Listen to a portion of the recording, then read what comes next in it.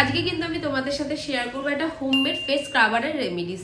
আর এটা কিন্তু খুব সামান্য জিনিস দিয়ে তোমরা তৈরি করতে পারবে। যেরকম এটার জন্য ফার্স্ট আমাদের লাগবে হচ্ছে ওটস কিন্তু আমাদের স্কিনকে ন্যাচারালি এক্সফোলিয়েট করতে হেল্প করে।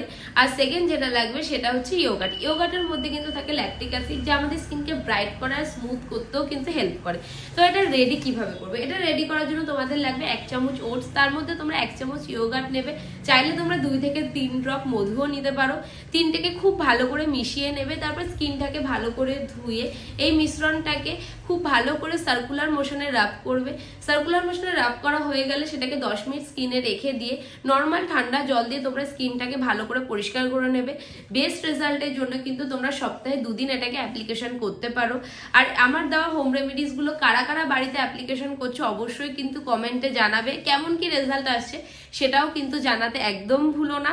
আর এরকম সুন্দর সুন্দর টিপস পেতে কিন্তু অবশ্যই আমার চ্যানেলটাকে ফলো করে রেখো।